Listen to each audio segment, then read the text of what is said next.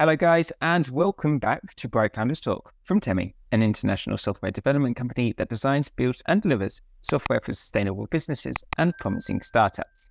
As you can see, guys, with us today, we've got, I'm sorry if I butcher the name, Ariel, I'm going to try. And we just spoke to him before we started the podcast, and I tried to get the name correct, but I'm British and it's not our thing.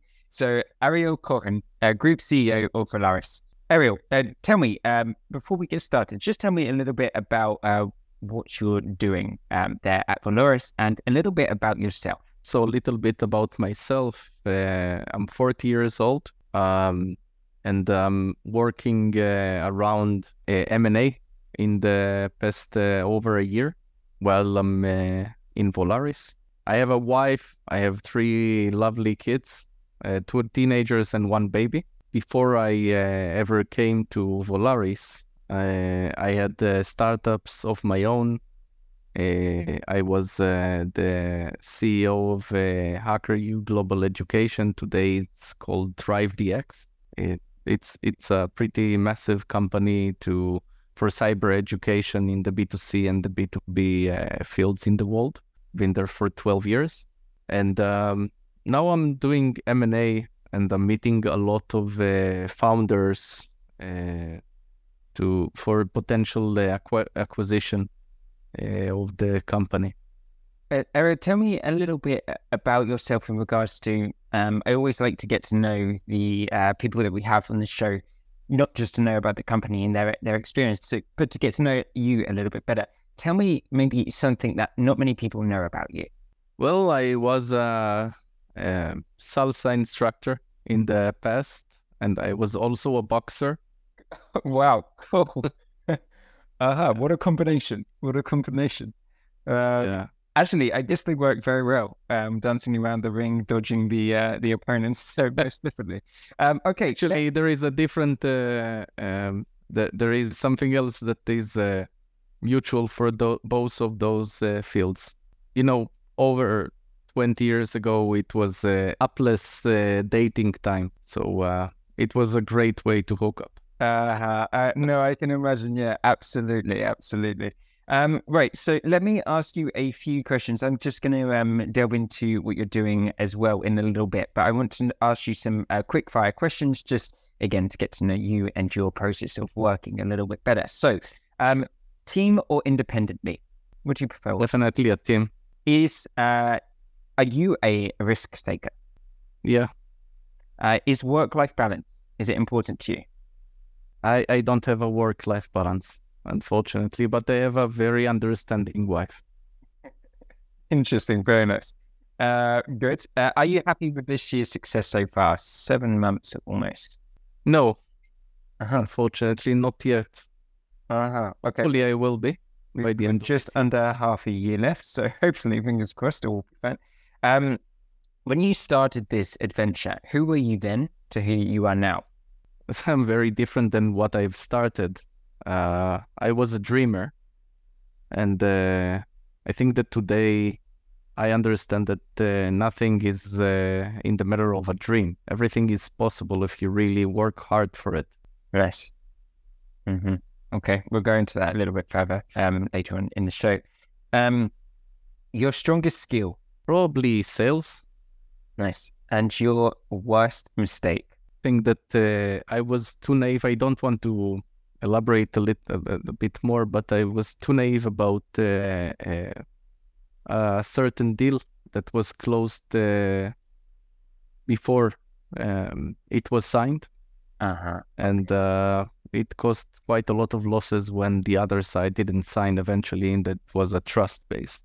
Mm-hmm. It's happened several years ago. I learned from it. Absolutely. Learning experience, albeit a costly one. Okay, tell me, can you explain Volaris Group's approach to buying, holding, and empowering software companies and how it fits its Constellation software overall strategy? I'm not sure what's going on with my mouth today. So I'll explain. Constellation Software Inc., CSI, that's the parent company of Volaris.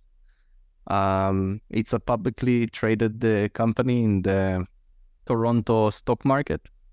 Last time I saw the valuation was 47 billion or something like that. Constellation has several daughter companies. One of them is Volaris. It's the second largest one. And we all of the daughter companies of CSI, we are all buy and hold companies, which means we acquire 100%. We are not a VC. We're not investors. We are acquiring companies and giving them autonomy. At least Volaris does. And again, it's every group with their own kind of independency. CSI doesn't dictate what to do with each company after you acquire it. Mm-hmm. What we in Volaris believe in is autonomy, that we acquire a good company, we help it to grow, we open a lot of doors, we provide capital if there are good ideas for the founders. Usually the founders stick with us at least for a while, and sometimes for a very, very long while. We like to see the companies grow, and many of people that decide to sell to us instead of strategic investors or acquirers or private equities that usually has the highest multipliers over buy and hold, is because they know it would be a very good home for the company, that the company will last forever, probably. Mm-hmm. Okay, let's go back in time a little bit. So let's understand the story a little bit more. So tell me, where did this idea come from? About a year and a half ago. So the idea, where did it come from? Well, I joined Volaris about a year and 3 months, to be precise. Mm-hmm. Although it's, I've learned a lot during this time in M&A. I joined Volaris because I wanted to do more after I exited from HackerU, ThriveDX today. And I didn't want to do something just for the money. I wanted to do something that will evolve me. Mm-hmm. And Volaris is definitely a university of life when it comes to business and how to evaluate a business.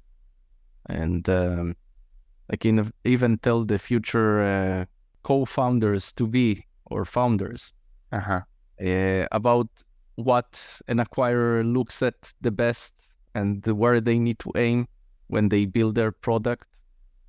And that's a lot. That's a lot of things that you learn on the way. But this all started when in a previous job that I had in between HackerU and Volaris, I got into another company, a software company. And as a CEO over there, I met with Volaris, and it was exactly on the day that I decided that I'm going to leave that specific company. So I noticed Volaris that I'm leaving, and they kind of poached me to be with them.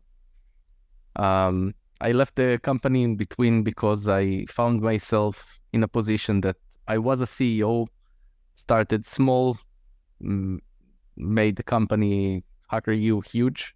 After that, coming back to another 10 employees company, and it felt like, okay, I'm a bit bored of it. So I want to do more with myself, and Volaris offered that. And still offering that, I'm guessing, a year and a half later, almost a year, 3 months. I'm struggling, but that's exactly the reason that I've joined. I didn't join to... One thing that I know how to do is to take a company from whatever revenues they are to multiply it a lot. Like I said, my strongest skill is sales. But in M&A, it's a different set of skills, and you need to understand more about things that I wasn't too involved in the past. I was always, as a CEO, I was always more on the biz dev and putting my focus on the sales and the marketing. So that's why HackerU grew exponentially. Like it's not, let's say, a lot more than 100% in average per year. Tell me, so with obviously that amazing experience you've taken from HackerU, what are you using every day at Volaris? Wow, it's a completely set of skills. But what I'm using the most is that when Volaris is acquiring a company, they're not most companies that will come to acquire another company, the owners will speak with the bankers, with people that are bankers like. And we in Volaris, all of us, not just me, all of us are operators. So I have technical background in cybersecurity and in programming as well. This is where I grew up many years ago. I kept a lot of those feats in my arsenal. But when I speak to an owner, I can ask him about his technology, really understand what he's talking about. Speak with him about his day-to-day frustrations. It helps me to bond with them, to understand them better.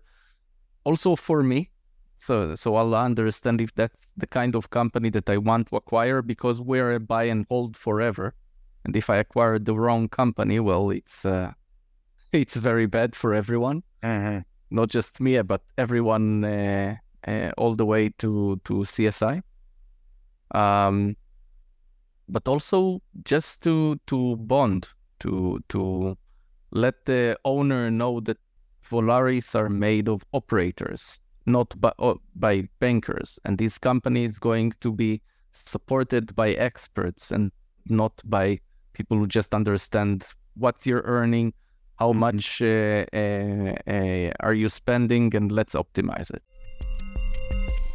Tell me a little bit more about that. So you mentioned the buy and hold methodology. Can you elaborate on this a little bit and tell me how it provides a safe and kind of permanent home for these companies? When Volaris decides to acquire a company, it's after a very heavily invested due diligence to make sure that we are acquiring the right business. Because unlike private equity that can have, 3 out of 10, and they'll still make a good a profit out of it, or a VC that can have 1 out of 10, that can have a huge even profit, even if 1 out of 10 would hold.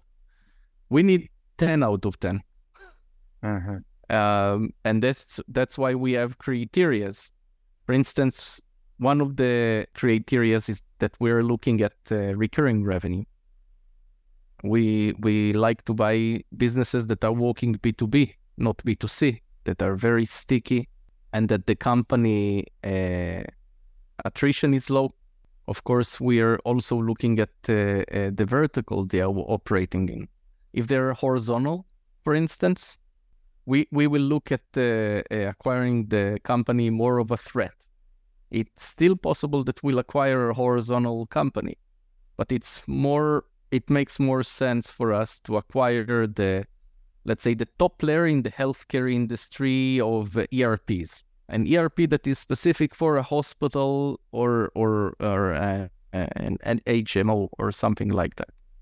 Just giving an example. And that's why today, if I'll create my own business, I will also make sure that it's a B2B, it's recurring revenue, it's a VMS vertical product. That's very educating. Let's call it like this. Because, for instance, by the way, HackerU is all services. Back in my time, the IP was something that is, let's say, it's much easier to copy.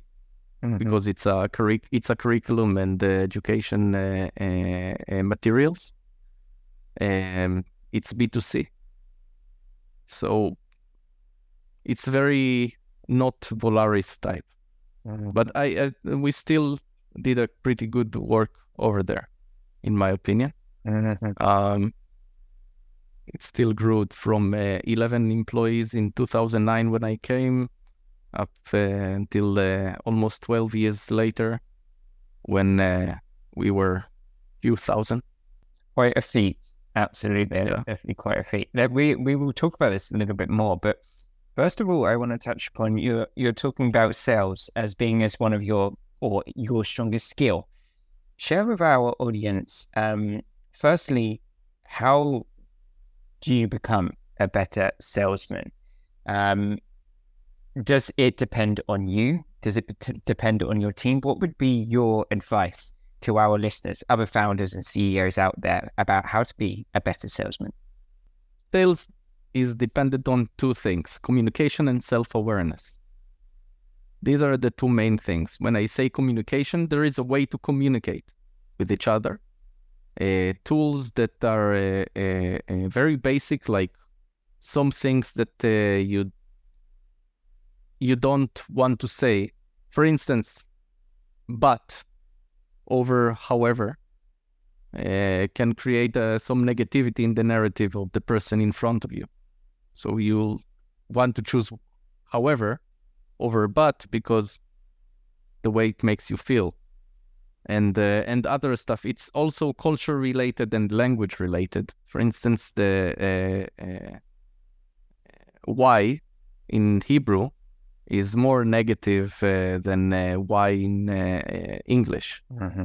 Instead of asking why in Hebrew, you ask what is the reason. By the way, I also think that in English, if you're asking why, you want to know the reason. If you'll ask what is the reason, you'll get the reason. And if you're asking why, you're not necessarily going to get your answer.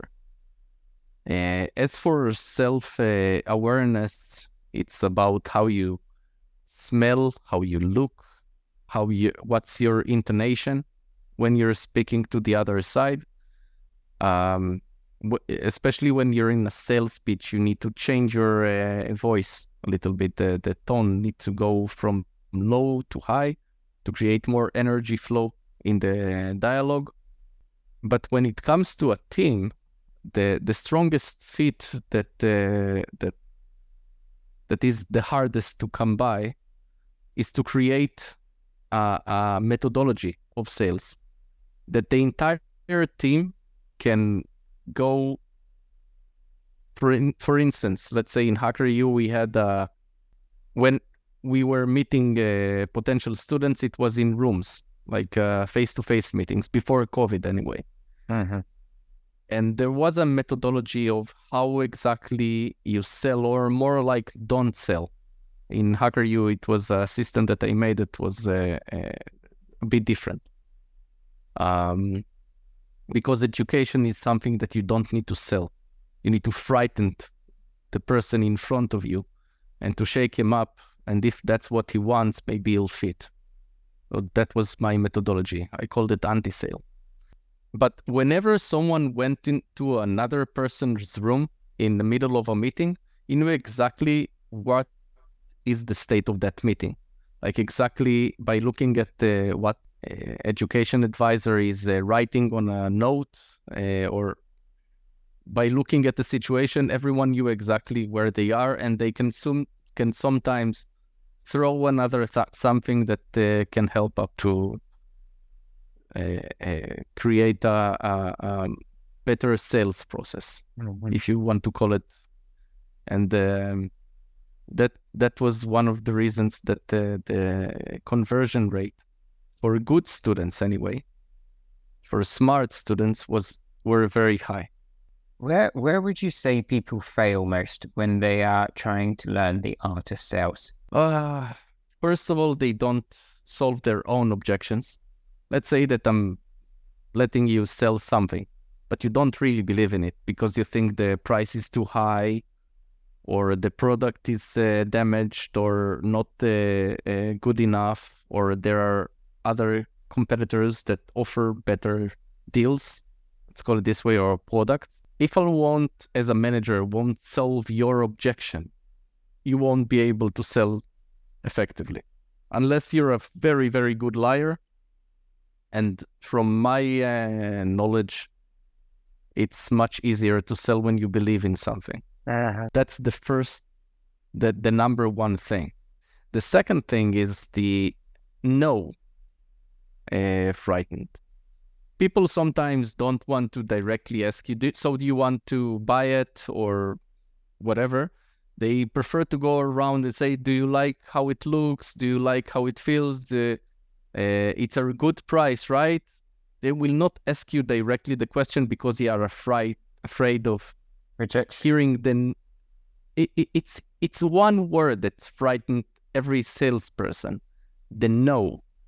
Those who are less frightened of the no and handling objections are the ones that sells more. But let me ask you a question. Are you married? I'm not. Do you have a partner? No. Okay. Have you ever had one? Probably. I have had. Go on, go with me. Yeah. So how many times did it happen that your partner was in the kitchen asking you, do you want me to make you coffee or tea? And you said no. And then you said, you know what? Give me, you can make me one. How many times did that happen to you? Every time. So the reason is because our reflex is to say no and then to think. And that's the same for customers. And that's one thing that most salespeople don't understand. That no is a reflex. That's the basic. They need to make you think longer and then eventually make the transaction. But I guess there's also a time of how long you can give them to think, because sometimes they can start thinking themselves out of it. It's let's say if you're selling a phone in a shop, or if you're selling real estate, it's definitely different. If you're selling a $5 million house, or if even $200,000 house, it's very, very different. By the way, the one of the most important things that most of the salespeople fail to do is building a good rapport. Now, the more bond the salesperson has with the potential customer, the higher the percent that the sales will transact. Now, if you're selling a phone for $500 and if you're selling a luxury house for $5 million, the rapport needs to be completely different. It's in one case you just need to be nice, and let's say if someone is holding flowers or have his son with, to build a rapport out of it and ask questions out of honesty, like be a person that likes people and wants to know more about them, and not try to be nice while you don't care about their flowers or their... Because people are more sensitive than they are smart. That's something that I always explain. Someone will feel, no matter if you tried to fool him, even if you succeeded, eventually something will feel wrong and you will probably won't sell in a high percentage. But if you want to sell a luxury house, you need to know his kids, if he has grandkids, his dog's name, what he likes to do, where he likes to go, and play on that. And even if he has trouble with his wife, to know about that, make the customer to share these things with him, because it's a $5 million deal. Yeah, absolutely. Tell me that when you're hiring salespeople, what would be the 3 qualities which you look for in a salesperson? Honesty is really important, to see that the person is not a liar, and that there are very good ways to check that, but we don't have enough time to speak about that. The second thing is that independency is very, very important. Well, let's say if it's a call center salespeople person, it's independency. Independency is not needed because there are systems that checks on you every time. But I still think that independency and making sure you don't need to speak every time to the person, you need to do that, you need to do that. It saves a lot of time, and it's usually how you build the next generation of management. They are higher, they are more rare and harder to come by, but it's worth it to build a team out of that. Let's say the more potential captains you have in a team, the team will operate better because a captain knows how to work in a team. So when you bring a potential captain around many other potential captains, they'll know how to work together. And the third thing that I would definitely check is self-confidence. Self-confidence is really important. You know, there are many things that are important, like wit and intelligence and other things. But I've seen people that are less fortunate when it comes to intelligence and wit, and are amazing salespeople, sometimes even amazing managers, because they have the confidence, they are honest, and they are team leader built when it comes to all the qualities I mentioned. Can you be a good salesperson if money isn't important to you? For example, we hear a lot of the time that salespeople have to be interested in money. But if you're talking there about honesty, integrity, surely that's not all about money. No, salespeople, you know what? I've grown in a bit different ecosystem, and I'll explain. In the United States, in the education field, which I was for several good years, it's illegal to pay an education advisor based on a transaction of a student. Because they want to make sure that when you sign a student, you know that it's because he fits and not because you're going to get money for it. Because education is a big, big expense in the United States, as you know. And yet we had amazing salespeople or education advisors that did an amazing job, even though they are not getting any bonuses for it. So, of course, if it's a salesperson that is rich, it would be easier for him to, let's say, not be frustrated about his salary or anything like that. And of course, if we're talking about insurance or many other communication and many other fields that when you make a deal, you make money out of each deal, that's also very good. But the hunger that you're looking for in a salesperson is to be the best that he can be. You can even say competitor, not just about money, but also about his rank in the team, about his desire to be the best. That's the money will come. Every good salesperson knows that. If you're the best, you're going to make a lot of money. Last question on sales. Can you teach someone to be a good salesperson? Or is it one of those things that you have to have it? If you have to have a huge amount of confidence in yourself, then not everyone has that. Are you able to teach anyone to be a good salesperson? If he has the three virtues I told you, self-confidence, which is something I cannot teach, being honest, which is something I cannot teach, and being independent, which is something again, independencies depend on the role. Like I said, call centers, salespeople don't need independency, but I wouldn't choose an more dependent worker over another. But yeah, if I have those qualities, I can teach anyone to sell anything. So in your interview process, when you do this, then when you want to find the best salespeople, obviously self-confidence you can see, it's quite evident at the beginning, but honesty and what was the other one? So honesty, self-confidence, and remind me of the last independency. Independency. That's not something that you can really see straight away, or can you? I'm not a psychic, but I am checking referrals before, making sure that the referrals are legit.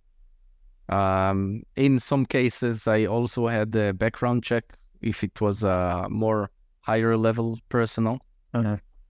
But eventually, the truth will follow you. You can't BS people forever. And if you have those qualities, eventually it will be shown on all of your history, because you're not changing from from an independent person to a dependent person, or vice versa. Let's say it's usually not something that changes over people. Some people just need to tell them what to do.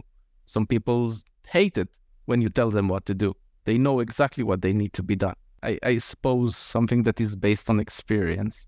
But most HR, the let's say 2-3 years of experience HR interviewers, that you give those qualities and you tell them what their tools to check it, will be able to identify the right ones. Let's say in 50% accuracy, which is relatively okay, because it's sales is a circle. You hire new ones, you retire the people that less fit, and you always try to get to the best team you get. Tell me, so 2 more questions for you here. So let's talk about what you said at the beginning when I said, are you happy with this year's success so far? And you said no. Tell me about this. Why not? And what do you have to do to make sure you are? When you're working in an organization like Volaris, you have goals from the many criterias. And I'm not happy because when I'm looking at the half year and I'm looking at my goals, I haven't achieved half of the goals in several criterias. And that is why I'm unhappy. Eventually, everything in Volaris is a process. It takes time. Don't acquire a company over a month. Even after an LOI is signed, which is way further along the road, and there is a lot of time that comes before that, it can still take half a year, sometimes a year, to transact the acquisition, to finalize it. And sometimes, by the way, I feel that convincing people to sell to Volaris their company is way easier than convincing Volaris, the investment committee, to acquire that specific company. In most work, like being a CEO or an executive or whatever, in most places that you'll go to work, after a year, everything will become a routine for you. And in Volaris, it's not like that. You're still learning. And that's the challenge you definitely wanted when you went there. Absolutely. I got more than I can chew for it. Absolutely. Tell me, with regards to HackerQ, so you said it went from 10 or hundreds of people to thousands of people. From 11 people, actually. From 11 to 1,000, thousands of people by the time you moved on. If you can, this is a pretty difficult question to ask because it's pretty impossible to put it into down to one thing. What is your secret for success with that? What was your secret for success for being able to maintain it for 12 years, I think you said, grow it that successfully over a time of turbulence and make it a success? It's not one secret ingredient you can pour into your company and make it successful. I chose the right people. Many people that I chose are still there. Some of them are not. One of them is even working with me for Volaris. Cool. I poached them with the hacker use consent, of course. It wasn't by force. Create a system. Like I said, everyone knew exactly what's going on in every sales conversation. And when you create a system like that, everything is fluent for everyone. There are no surprises. Give good service to your students. Like, for instance, before I started, I started like there was only Israel, and then 2016, I started the HackerU in the United States. But before that, before 2016, every student had my phone number, like the personal phone number. And we had thousands of students per year. I think back then it was like several thousand, like high number of thousand. And it's not like my phone rang all day, but when someone needed something and eventually ended up calling me, I was always making sure that our customers are happy, our students are happy. And I think that's one of the things that led to a very high success. And the last thing is that even though in the education field, the product is something very general and much more obscured, because its curriculum is a guideline, but eventually the learning materials is what matters. I always try to have an edge, like labs or anything else that can create an additional help. I had cameras and microphones in every class, so that if, let's say, you missed a class, you can come and watch it later. On-prem, by the way. It wasn't open from the outside until COVID. But it was very easy switch. And that's one of the reasons that we succeeded during COVID. It wasn't easy. It's a lot tears and sweat and blood that they have spilled, and many others have spilled over those almost 12 years. And I'm happy to say that it was worth it when I look at it. You know, there are always ups and downs in everything that you're doing in life. But that is something that we can all agree on. That if you're looking back and you're not regretting, then you're in a good spot. Absolutely. Ariel, it's been great to speak to you. It's the first leader we've got on the show where we've spoken mainly about sales, and I think it's extremely interesting and extremely helpful for our listeners as well, because that is how a business grows. First, it comes as sales. So most definitely, thank you for your time. It's been great to have you on, and hopefully we will see you again. I don't know when, 6 months time, a year, and then hopefully you will be in a happier place with your goals. Hopefully you've been able to achieve. Amen to that, man. Thank you very much.